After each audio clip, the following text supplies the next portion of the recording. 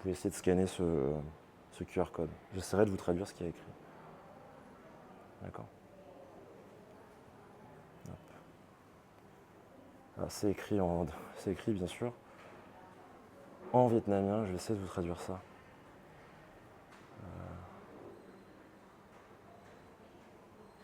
Hop. Ouais, non, ça dit absolument rien. Ça m'envoie sur une pub. Donc je pense pas qu'on est au bon endroit. Ça va du coup. Il fait extrêmement chaud. On va y aller doucement.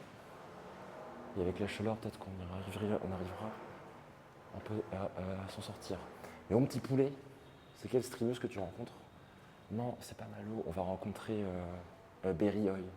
Berry Hoi, qui est une streameuse vietnamienne qui parle anglais, donc on parlera un peu anglais avec elle. Donc si, vous pouvez déjà préparer vos questions si vous voulez en savoir plus sur le fait d'être vietnamien et tout. Please put off your shoes here. Waouh! Là on arrive dans la pièce de résistance.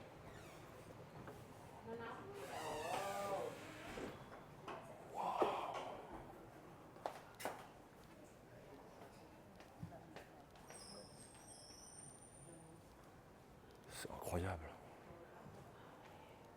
Waouh!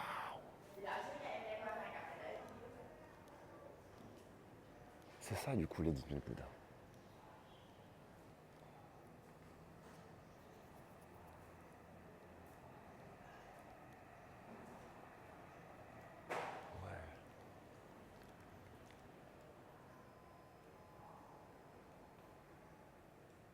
Tu t'attends pas à ce que ça soit comme ça là, depuis l'extérieur, tu vois. Waouh! J'ai des frissons, les gars. Alors qu'il fait 40 degrés. C'est quoi ce bâtiment? C'est le temple des 10 000 Bouddhas à Ho Chi Minh. Ho Chi Minh Ville. Tu trouves ce genre de temple au 7e étage de la tour B, mais c'est un peu ça, ouais. Non, le temple en lui-même est une tour, en fait. Enfin, une tour. Un immeuble. Et qu'est-ce que c'est impressionnant, putain. Waouh, j'ai utilisé un gros mot. Waouh, les détails. Attends, je vais essayer de vous zoomer à certains détails, parce que c'est... Ouais, non, les photos dans un lieu de culte, c'est pas mon truc. Là, déjà filmé, j'ai un peu du mal, là, donc voilà. Bon, au même titre qu'on visite une cathédrale et que parfois on prend des photos. Je pense que dans l'idée, c'est un peu la même chose, mais je sais pas c'est quoi leur tolérance par rapport aux photos, quoi. Même ça fait un fond d'écran, quoi, ce truc.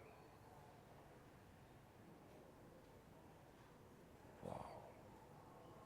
On peut faire un plan cinéma, quoi, comme ça. Attends, un plan de cinéma, comme ça.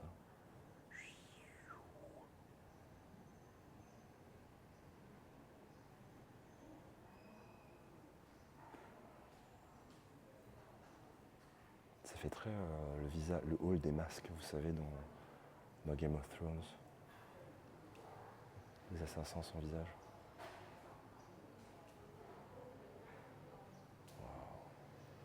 Ah ouais, j'avoue que là, la photo, elle aurait été incroyable.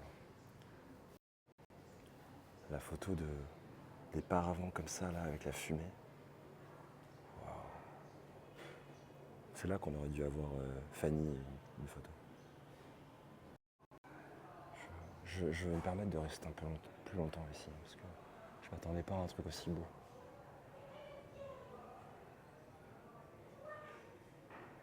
Puis les détails sur les statues,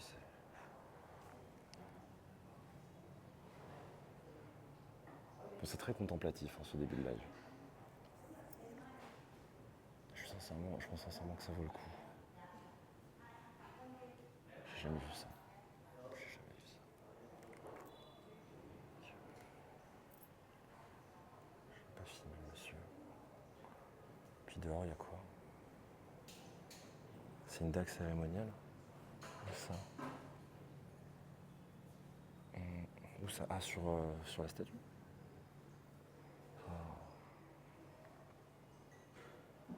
J'ai pas vu. Bon, je vais voir à quoi ça ressemble ici.